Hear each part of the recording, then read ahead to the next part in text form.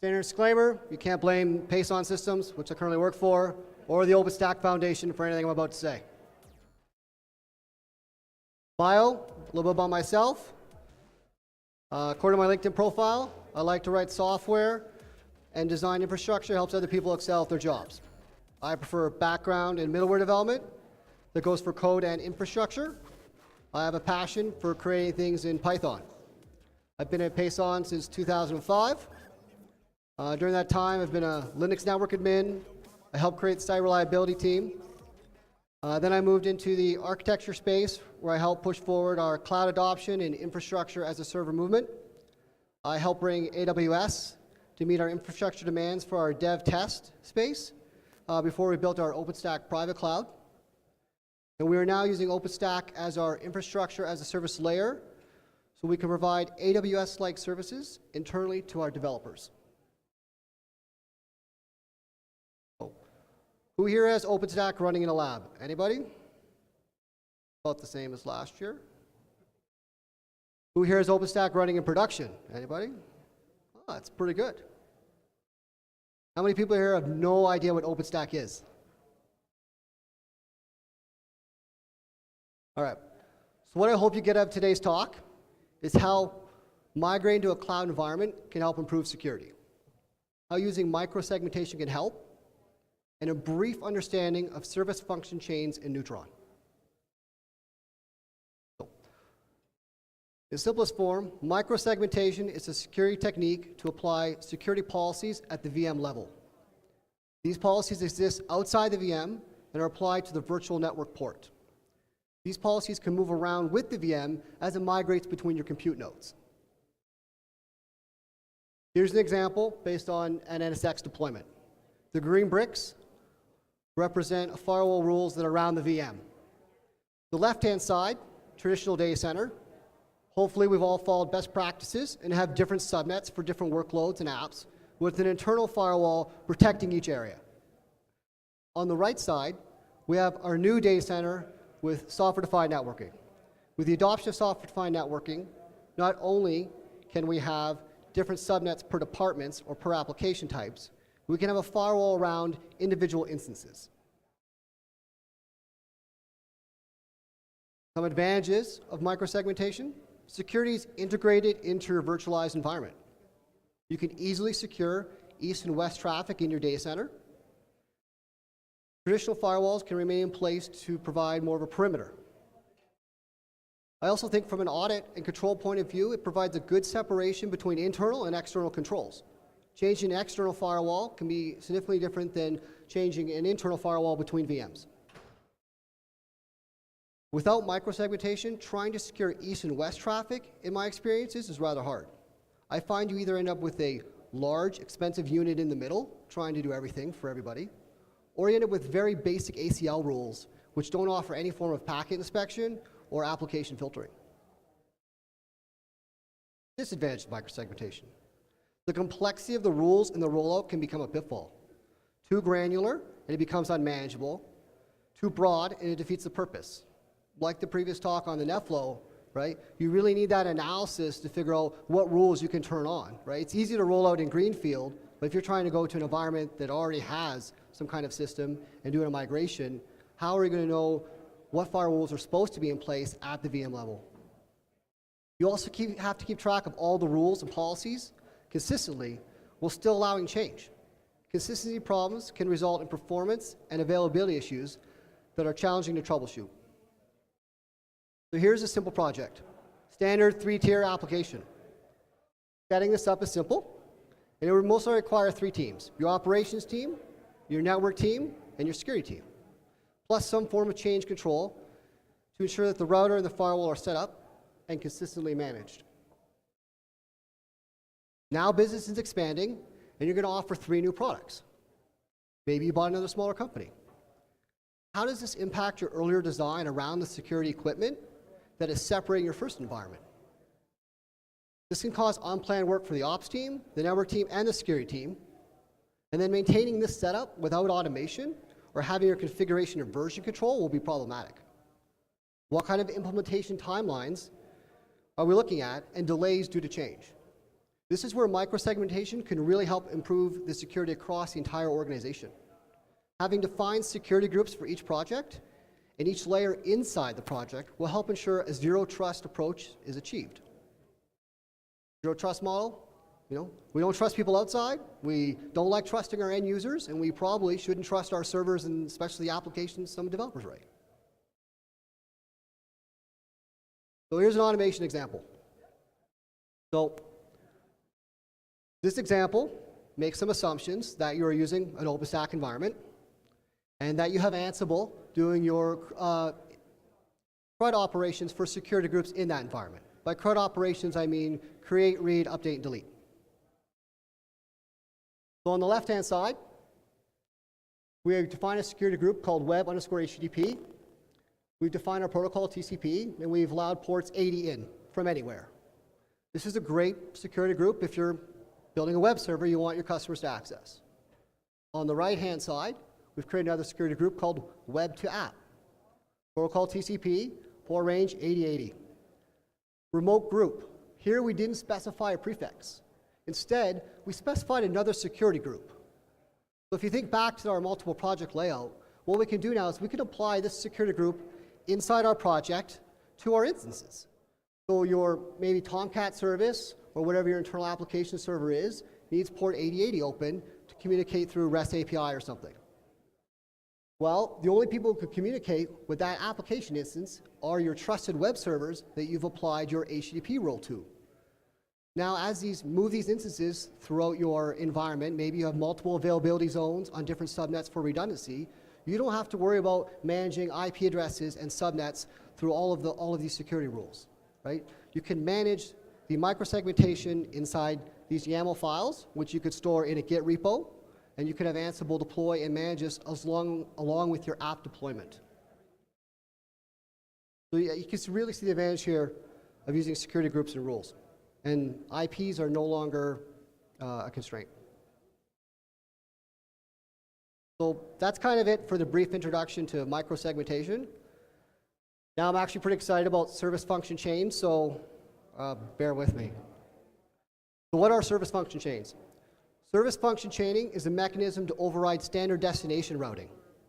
So it's related to policy-based routing.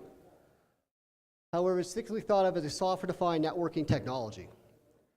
You can classify connections using source addresses, source ports, destination address, destination ports, and in the future, layer 7 parameters such as URLs. Here's a logical example of what a port chain might look like. So on the left here, you have a flow classifier. So you can have one or more flow classifiers assigned to a port chain. In this flow classifier, like I said, you could pick your source port, source and destination IP addresses, your protocol, Ethernet type, and in the future, layer 7 parameters. That is the type of traffic you're interested in and that you want to route through your port chain.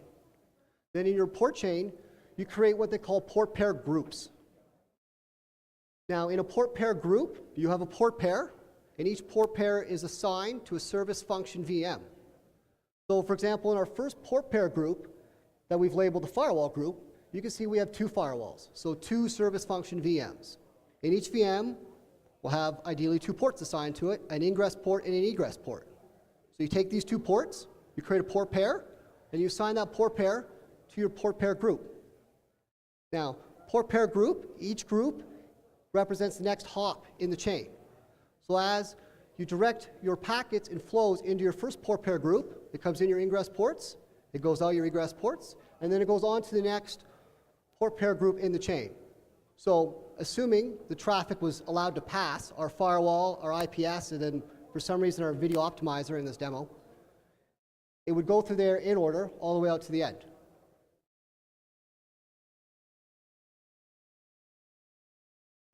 Here's almost the exact same diagram, but just looking at a different direction.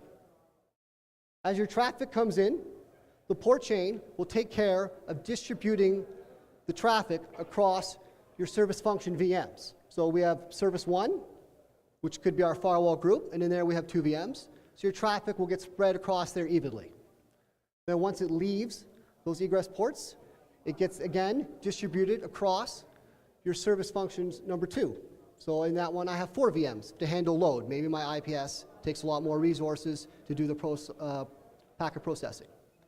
Now, the port chain solution does say that sessions will be sticky, meaning that packets from the same connection will go through the same service VM at each hop.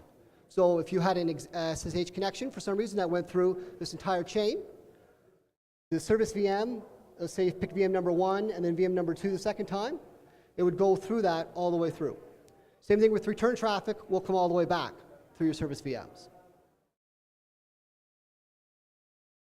So if you're really interested in the packet flow, here's an example with 2 machines in a single service function VM. So the 2 outside boxes each represent a virtual machine. The one on the left is the client. The one on the right is the destination, node 3. The node in the middle is your service function. As the packet moves through the port chain, the Ethernet header frame is updated, so the source and destination MAC addresses match the next hop. So really what you care about is in bubble number 1, you'll see that the original IP and the original source and destinations match what's at bubbles number 7. That's the end result. So the clients in the middle are unaware of the port chain. The port chain is transparent to the devices. It doesn't matter if they're on the same network or if they're separated via a router. The bubbles 3 and 6 just show how it looks when it's GRE encapsulated, and 2, 4, and 5 show how the destination MAC is updated to point to the service function VM and then back to your destination VM. So, how would you create a port chain? Well, first, you use a Neutron port command and you create a bunch of ports. Ideally 2 per service VM that you want to create.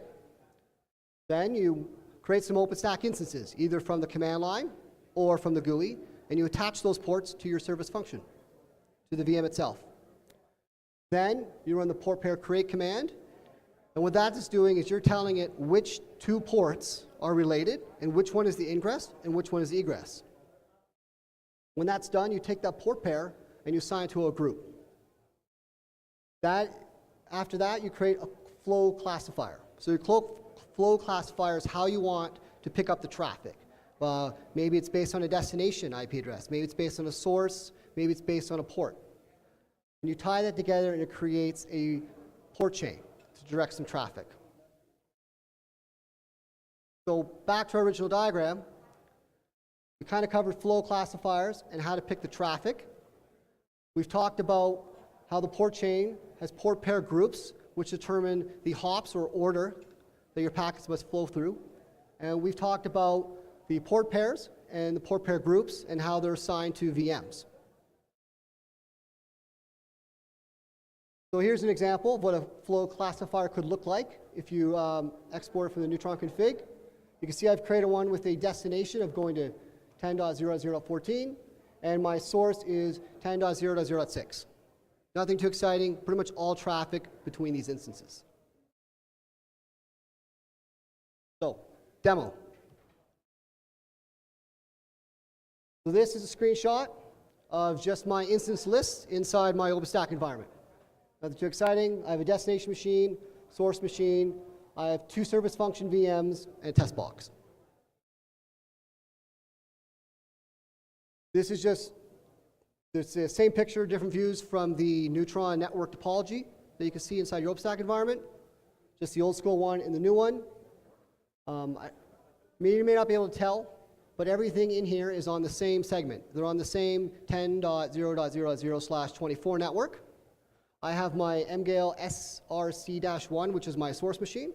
I have my mgale at the bottom DST-1, which is my destination. I have a SFC-1, which is my first service function VM, and I have a second one up the top. They're all on the same network. If they want to leave, they go through the router. Standard destination routing says that, well, if I want to go to the internet, my packets will have their Ethernet header point to the router, and all my traffic will flow outside. If I want to talk to machines inside my segment, well, they'll all just talk to each other directly. However, once I set up my port chain using the flow classifier I showed you earlier, Now my packets are going in this direction. You can see the little one there at the bottom. When mgale source tries to ping mgale destination, his packets are sent over to SFC1 first. And once he processes them, allows them to go through, it then directs my packets to my second service function VM, because they're in different port groups, where he has to process the packets. And then when they're done, it can go to the destination. So we exit full screen.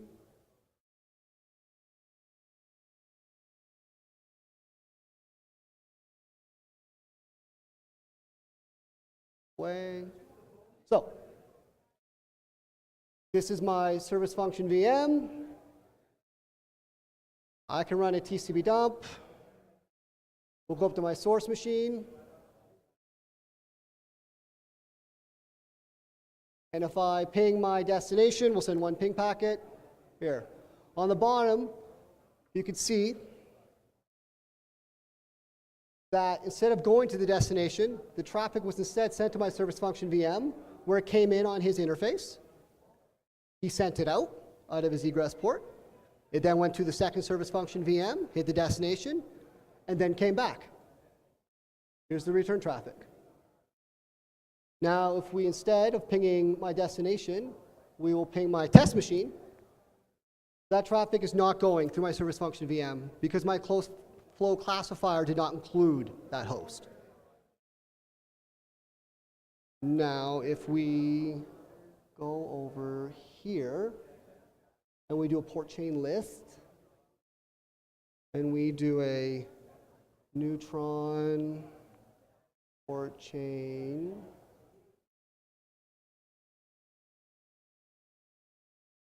we delete this guy.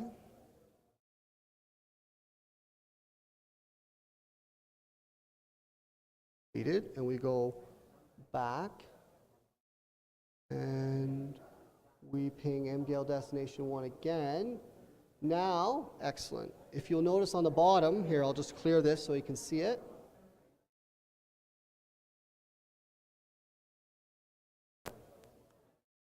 You're only seeing traffic in one direction. So when you create a port chain and you pick your flow classifier, that is a unidirectional operation. You only get the traffic in the direction you create the flow classifier. You actually have to create a second port chain with the ingress and egress ports reversed to get traffic to show up in both directions. Now if we go back, slides.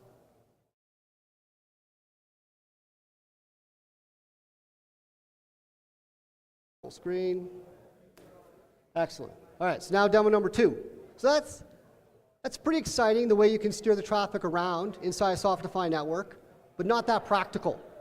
Like jumping between two machines on the same network might be great if you're trying to like protocol analyze something, otherwise not that exciting. So I've got 2 floor machines, I've got a firewall, a cache server, and a test machine. But now we've done this. We have an internal LAN. This internal LAN could be a provider network. Maybe it's a VDI. Maybe it's an internal LAN. I like to use the HR department as a good example. And you've got them plugged into a Neutron router that you've exposed over a VLAN. Well, now we can create our service function chain management network. And inside here, we can drop in any appliance or service function VM we want. For example, firewall and a cache server. Then we provide a demo and a gateway to the internet. So kind of what we've created is this, right?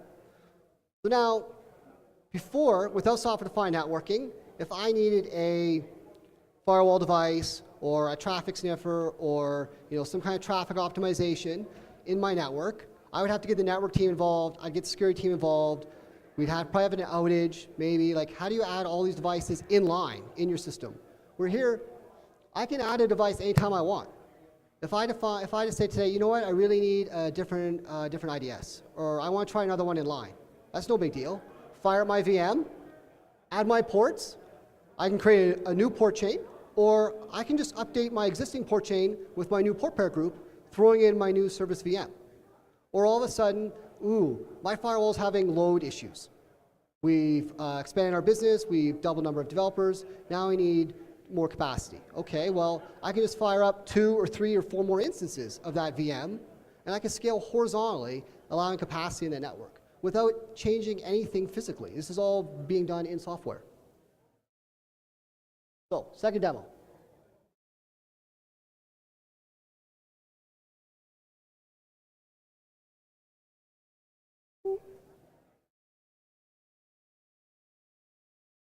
There we go.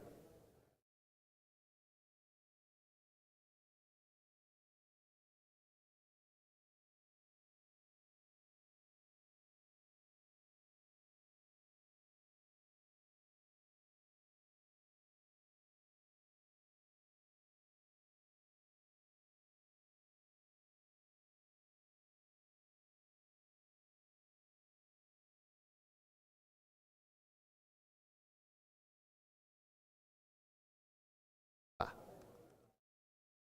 480.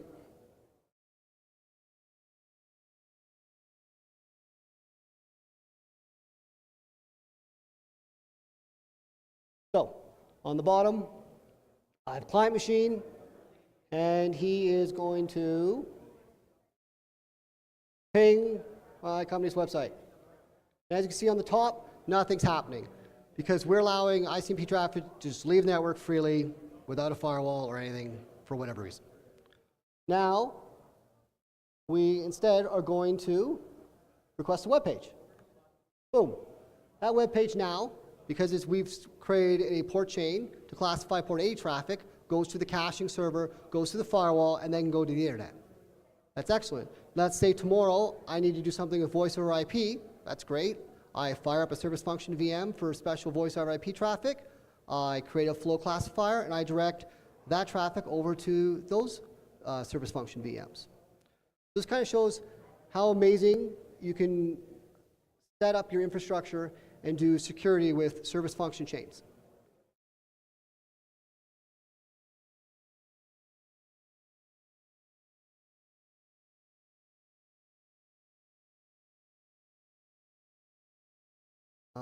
And that's it. Some helpful links at the bottom if you're interested in network function virtualization, software-defined networking, or service function chains. Oh, I clicked on a link. There you go. What was I thinking when I got up? Worst idea. No. Does anyone have any questions?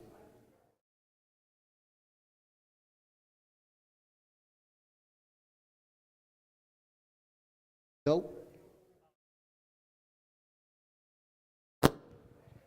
I'm assuming that you have to decrypt the traffic if you're doing HTTPS before you pass it through the chain if you want to analyze it all, and what kind of experience you have with that. Yeah, so for example, yeah, if the client machine was doing HTTPS, the data would be encrypted.